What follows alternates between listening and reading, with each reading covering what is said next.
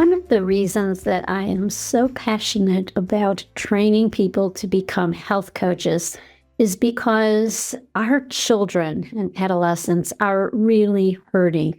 We have skyrocketing rates of chronic diseases. These are physical conditions and also mental conditions as well. I want to share with you an interview with one of our future leaders. He is really such an amazing young man. I have known him for a while because I am great friends with his mom, Dr. Madia Saeed. But let me tell you about her remarkable son, who I had the opportunity to interview. His name is Abdullah, and along with his three brothers, Zain, Imad, and Kasim Ansari. They are currently 17, and Abdullah is 17, 14, 12, and 10. They are the hosts of the hit podcast, The Holistic Kids Show. They're national speakers and co-authors of the recently published book, The Teen Health Revolution: Lifestyle Secrets to Optimize Your Mind, Body, and Soul. It is being released December 11th, 2025. These kids are the co-authors also of Adam's Healing Adventures, a children's health book series. The Holistic Kids have lectured at the leading integrative and functional medicine conferences, including being the first youth speakers at the 2024 International Institute of Functional Medicine's annual international conference, A4M, in 2025, and the Mindshare Summit. They've also spoken at the Nourished Festival, served as keynote speaker at the YMCA Interfaith Mayor's Breakfast, and presented at major conferences like MAS-ICNA, reaching audience of over 60,000. In May 2025, Abdullah was featured in the docu-series Young and Thriving as a young voice for mental health who is bringing a unique perspective of today's youth into the conversation. Abdullah and Zain have also made appearances on the Emmy Award-winning Dr. Nandi show. I know that you are going to so enjoy my conversation with Abdullah. Welcome, Abdullah. I am so excited to interview you for the podcast. What you have created is going to be a movement that will grow, and I'm just so delighted. So welcome to Health Coach Talk. And I know that people are going to be really interested in hearing what you have to say and your message, both to kids, to parents, anybody listening, to practitioners, to health coaches. So you have a new book coming out, and it is The Teen Health Revolution. So let's start out by talking about, why do we need a revolution for teens? And I thank you so much for the introduction. We 100% need a revolution for teens, because right now mental health is on a rise. Mental health issues on a rise. Depression is on a rise. Anxiety is arising like never before. Diabetes, prediabetes. Actually, 1 in 4 teens right now have been diagnosed with prediabetes, and that doesn't make any sense. Why is this happening? And studies and scientists have concluded that these issues are just going to continue to get worse and worse and affect teens globally. I mean, right now, teen girls on a rate like never before are having suicidal thoughts that should not be happening. And it's not just by accident. There's a root cause to this. And us teens need to wake up to that root cause and figure out how to take back control of our bodies and how to actually be ourselves and figure out what we need to do next. Yes, well, I could not agree more. And I keep thinking of that Beatles song, you say you need a revolution. And I'm a baby boomer, and I was of the generation, so when I was your age, it was around 1967 or so, and it was a complete revolution. and we rebelled against what was going on in the world at that time and created a movement.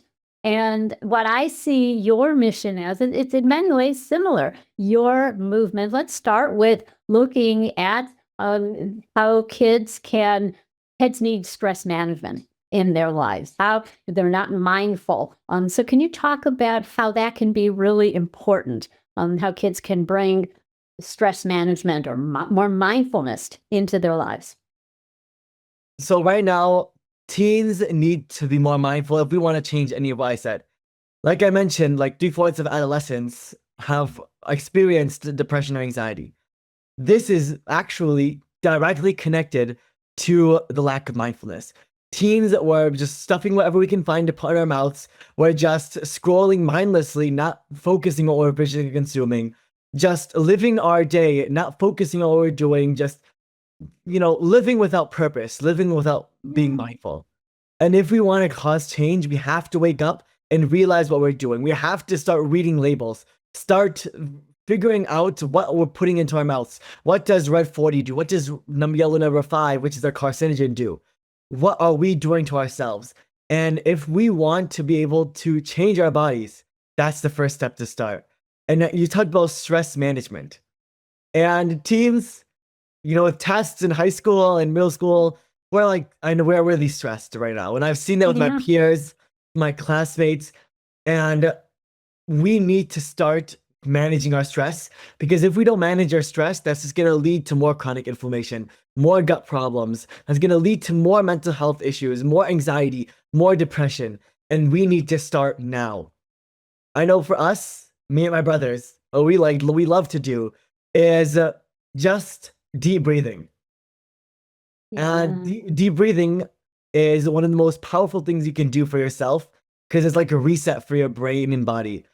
Just like taking a deep breath and then letting it go, belly breathing and box breathing. There's so many different kinds of breathings, but just starting that simple thing, which is free, anybody can do it, it's not that hard, can help you focus and do so much better. I know that's what I do on my tests. And when we go and, that's like the most stressful time for us, for teens, and I know maybe even for parents, because their teens are taking tests. And for teens that are stressed with their life, with everything that's going on, and as a parent, you might see that, just teaching them how to mindfully breathe when they're not stressed, so that they can then use that as a tool for when they are stressed. And science has come out back saying that deep breathing is linked to better memory, better, more relaxation, better control over your body and your emotions.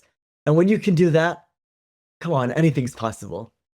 Oh, this is music to my ears. And Abdullah, I want you to know that back in the 70s, so many, many years ago, this was what I was doing. This is how I started my career. I was a teacher. I then became a psychologist. But what I was doing was teaching breathing techniques, and especially to kids. And I created a relaxation. At that time, it was on a cassette, which your generation doesn't know much about. But and I really would have kids come in teenagers with migraine headaches, with anxiety and panic and gut issues, and they couldn't fall asleep, and they were really suffering. And it was so simple. All I did was teach them some breathing techniques, which they would do throughout the day. And at that time, there were we didn't have apps or cell phones. So we had a big computer in my office, and they would see, it was biofeedback, and they would see on the screen, oh, when I breathe slowly, this is what happens. And they could tell through biofeedback they were getting into a relaxed state. So it is so, so critical.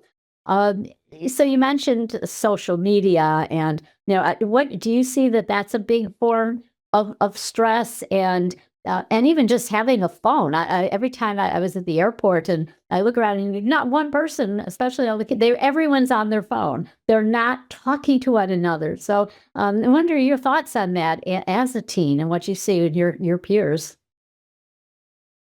I can't stress how much teens are addicted to their phones. Right now, this mental health epidemic that we're going through is partly phones have a part in that. And more teens now need to start waking up to that reality. I mean, right now, about 91% of teens own a smartphone by the age of 14. There's kids in my one of my youngest brother's classes, who's a fifth grader in elementary school, who says that he says kids have a phone, they're stuck on their phones, and they're addicted. And phones, these come with huge temptations and challenges. And right now, with all the information that we have just in our pocket, we're overwhelmed right now. Yeah. Yeah. And one of the biggest things I can say to adults, please don't give us a phone. Don't give us a phone until at least 16 or at least high school, because it's affecting our mental health, it's affecting our spiritual health, our emotional health, our physical health. It's affecting us in more ways than we're realizing right now. And right now, teens, we're addicted to these phones. We can't get off of these. I mean, I don't know if you've ever seen, but I know a lot of parents that can complain, like, if I take away my teen's phone, they start getting mad at me, they start throwing a fit, they start like going out of control, and this shouldn't be happening. Yeah. Right now, statistics and studies have come out that 96% of Gen Zers are taking their phones to the bathroom, and they can't go out the bathroom without a phone. And it's just the worst what's happening right now. I know we talk about social media a lot, and I can't stress how much social media is affecting the teens, especially, adults, teens, and even kids.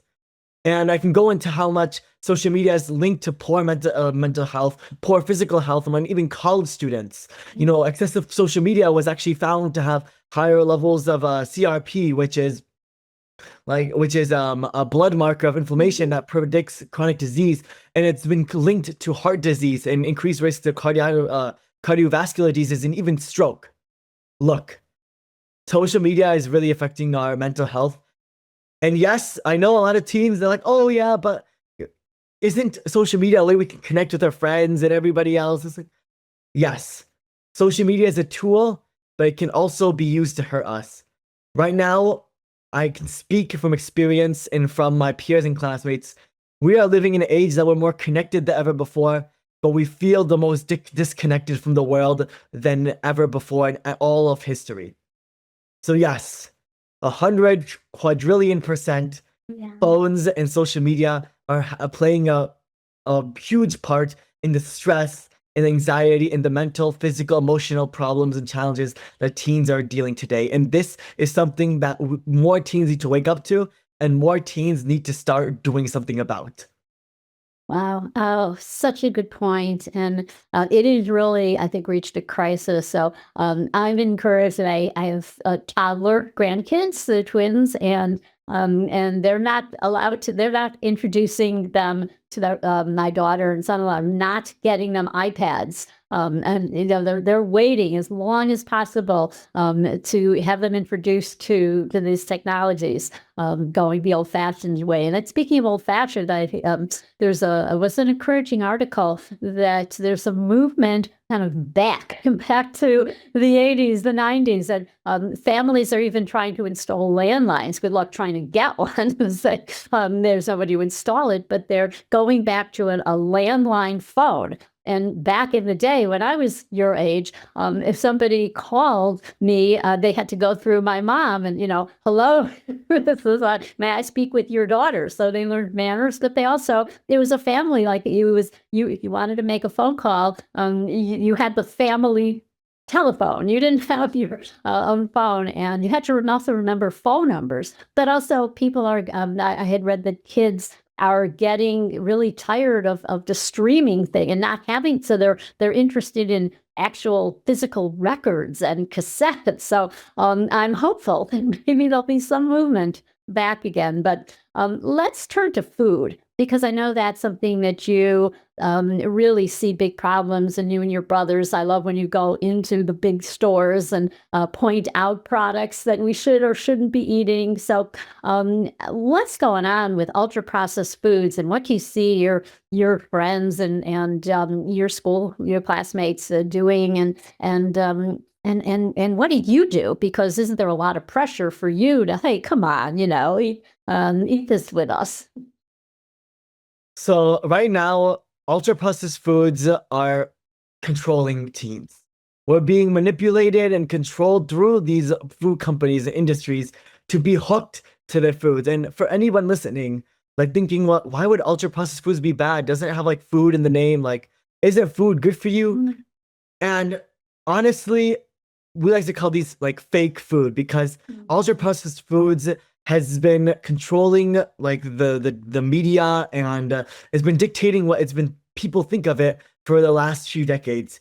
Actually, if so, for those people who don't know exactly what processed foods are, ultra processed foods are food like substances, I like to call them because that's what they really are, that can cause blood sugar spikes that can, then lead to more chronic disease and inflammation in the body, which hurts our cells, it hurts our gut bacteria, it damages the immune system, and it leads to more sickness and disease. Eczema, allergies, diabetes, prediabetes, anxiety, depression, all of these are being worsened because of ultra processed foods. And we need to, like I keep mentioning, we need to wake up to reality because this is the reality of the world that we live in today. Teens, adults, kids are addicted. Where I know you've probably heard of the commercial, like you can't have just one.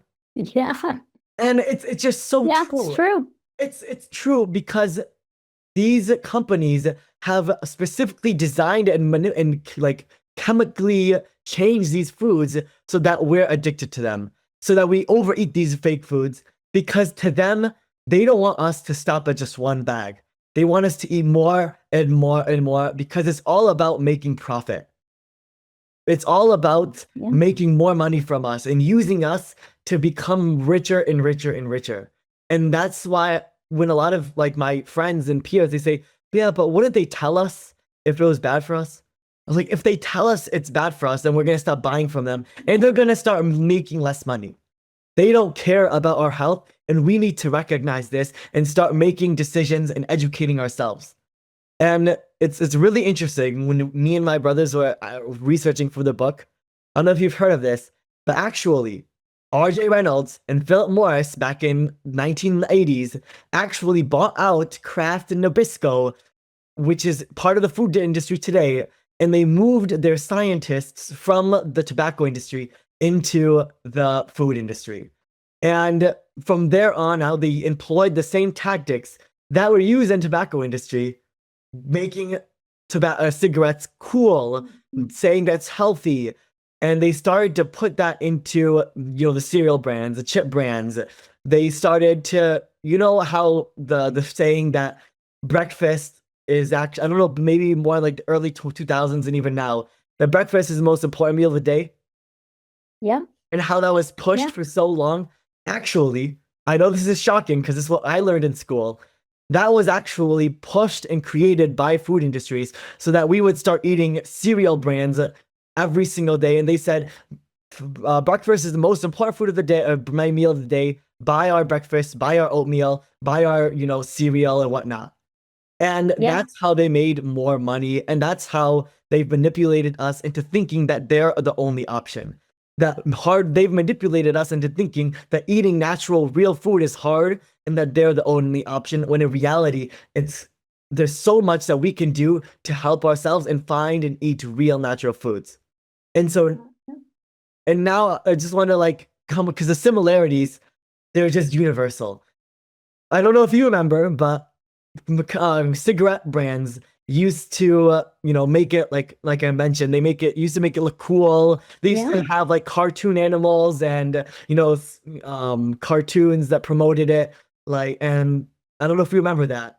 Oh yeah, well, back in my day, everybody smoked. In fact, you couldn't, like when I was getting married and we had a wedding, every table had to have ashtrays on the table. And we would look back at like our wedding pictures. So everybody had a cigarette in their hand, so it was normal. My mom didn't smoke, and I thought she wasn't a cool mom because everyone else smoked. We didn't know in those days. We're talking about in the 1950s, and doctors thought smoking was healthy. In fact, there were campaigns to say smoking is healthy for you. So that's absolutely right about breakfast. That was the Kellogg. That was in Battle Creek, Michigan, which was the cereal capital. And suddenly it was not good to have eggs for breakfast. You had to have, everyone was sold that the cereal is healthy, and it's even worse for kids because you have the colored Fruit Loops and Lucky Charms and Count Choculas, and so the what's so there's a lot of pressure though, because you are very busy. You're going to school, and often parents say, well, I don't have time, I work two jobs, and I can't prepare birth. So it's fast, it's convenient. And especially like in school, there's this food you're served like in college. But what do you do to if you have to grab some food and go? What are your go-tos? So for us specifically, because me and my brothers, so our mom taught us was Yeah. whenever you're hungry, we used to love, like, okay, I know it might seem like unbelievable, but my favorite food back like 10 years ago, before I figured this out, flaming hot Cheetos and Fanta. Hands down, I loved it. Yeah. Every single time I used to go to the store, Yeah. that's what I wanted. And now I've realized how much better I feel. And my brothers, Zan, who's now 14, he had eczema, and he had eczema and rashes all over, scratching. And Imad, who had sinus issues, they are now free of that, and they feel so much better. I know teens, my friends, my peers, because they know that's a big issue, right? A lot of parents are like, oh, or a lot of teens like, but my friends do it. I feel estranged. But a lot of our friends, when we talk to them and they start eating like this as well, they are like, wow, we feel so much better. And now for us, we never want to go back because we know how much better we feel and how much better in control of our bodies that we are now that we eat this way. And I know you mentioned what we do specifically, what any parents that's listening can do as well. What our mom did was anytime we were hungry, because we were kids, we used to go like, oh, mom, we used to bother her, annoy her, give us food, please, we're hungry. And her thing was, whenever you're hungry, go down the list. She used to tell us, have you had your vegetable yet? We were like, okay, fine, I'll have a vegetable. And she says, then go down a vegetable, clean protein, and healthy fats, and then carbohydrates. And so she said, you're not allowed to have carbohydrates until you have those three, then I'll feed you carbohydrates. Then maybe I'll make some pasta and you can have that kind of stuff. But make sure you always have vegetables, clean protein, and healthy fats on that plate. And from early age, I started this was 10 years ago. I was 7 years old. And from an early age, I always associated vegetables and clean protein and healthy fats with a meal. And so now, even when I'm 17, I've learned those lessons. I've carried that through. And if we are able to teach kids and teens at a younger age, they'll be able to take control and have a better life into adulthood. Because that's what this is all about. Exactly. Well, so well said. And your mom is a very smart lady, who raised you right. And I know there are so many parents maybe listening who really are sincerely wanting to make a difference. And we have the whole movement now, where we're getting seed oils out of foods, we're getting artificial dyes and colors. And it's encouraging to see so many of the food companies now actually turning around. And so it is the demand, when the demand is there. So for what we have a revolution. So can you talk about what is the revolution? What does that mean? So the revolution, because you have the book, The Teen Health Revolution, Yes. right here. It's coming out December 11th. Go definitely check that out. Because change needs to happen. Right now, teens are, pre-diabetes is on the rise like never before. Like I mentioned, 3/4 of adolescents are dealing with depression and anxiety, chronic disease, mental health, emotional problems. We teens are not in control anymore. We are being manipulated to us thinking that we're in control. I know as teens, we hate listening to adults. I can probably speak, pretty well on that. And we want to have freedom from parents and adults in our life, but we are, while running away from our parents, we are now in the hands of the food industry and the tech industries. We're addicted. We can't get off of ultra processed foods, and they've been designed so that we're hooked on them, and we are mindlessly scrolling, and we can't get off of cell phones. We are not in control of our bodies anymore, and things need to change. And that's why we need a revolution. Us teens, we need to start being educated. Parents, you need to start educating us. We need to know and how to read labels, what we're putting into our body, whether or not this is good for us or bad for us, because every single bite should have a purpose. It can either help us and hurt us. And if we don't start now, the future generations are going to suffer. We are the next lawyers. We're the next doctors. We're the next engineers and entrepreneurs. And if that next generation isn't working well mentally or physically or emotionally, where is the world going to go?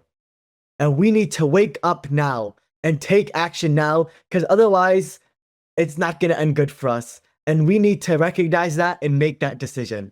And so that's the revolution. And that's what we talk about in our book. And we give simple, practical steps to start today. Because trust me, we know no teen is going to pick up, like, I don't want to attack any of the other books out there that talk about that are really science-backed.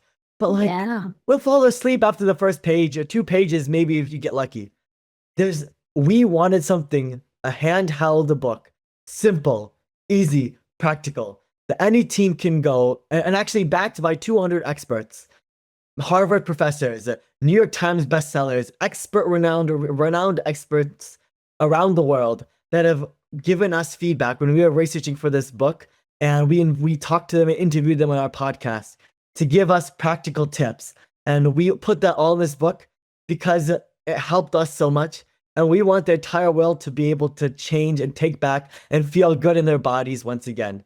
So that's the main revolution. That's our goal, is for really teens, adults, and like teens, kids, and really adults to recognize that and open their eyes and not follow the herd mentality and stop living deaf, dumb, and blind to what's happening in this world and start opening their eyes. And that's our mission. That's our goal. And that's what we're reaching for.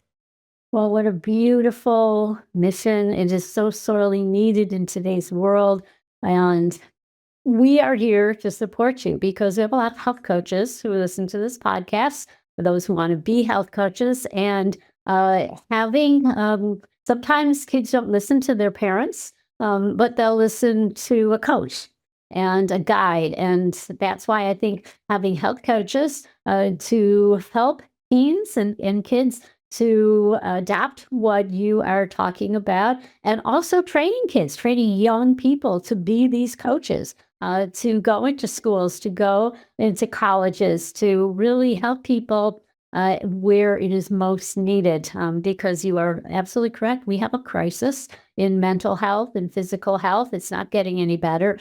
And you are leading the way. And I see you are such a leader, Abdullah. You speak so eloquently that having you have a platform to spread this message far and wide with your book. I can see this book being a huge bestseller. And so this is absolutely fabulous. And I know I've been a guest on your podcast. The podcast is very successful. And so for everybody listening, check out the Teen Health Revolution. If you have kids, if you are around kids as a teacher, as a coach, this is a message that everybody needs to hear, as well as companies too. So going into stores and asking them to carry products that are or helping people cook. That's a lost art. And so I know your mom's a great cook, and helping people to learn to cook again. We used to have home economics classes in school, in high school. I took actually even in college, where you learned about culinary arts, and you learned how to cook, and you learned all about food. And that disappeared along with shop, with mechanics, and those are things that I think we need to bring back. So this has been incredible talking to you. Where can people find you? Where will they be able to get the book? So right now it's coming out December 11th, but you can pre-order it. We have bonuses and gifts that come out with it if you pre-order it. There's a shopping list, a grocery shopping list, a stress busting, because teens, like, it's a really stressful world. Like, it's overwhelming with tests and everything. Like, it's very stressful. I know I just got into college, so like Mm. So dealing and Congratulations. managing that stress is crucial if we want to have success in the future. And so we have a stress busting guide. I know a lot of parents struggle making lunches because I know it's really sad. When we go to school, I know my brothers who are in high school and middle school, they see like most kids, they don't bring lunches from home because their parents just don't know what to pack. And even if they do, those lunches aren't nutrient dense. They're not packed with nutrients. They're not good for their body, and they're not going to benefit the kid. And so we have guides over there. What we do, if you purchase the book, actually, there's so many extra tips in there. And we each, at the end of each chapter, we have what we do. What we do, what the holistic kids do. You can check out practical stuff because we're not expecting teens to read the entire book and go through everything. But we want teens to be able to take away something that they can live and change the rest of their life with. And that's why we have practical tips, 20 plus conditions that teens are going through. Yes, we have acne in the book, and how to do that without putting face cream every single day and taking prescription medicine. Because for everyone listening, teens are not going to listen to adults. And teens are going to listen to teens. And so we've been there.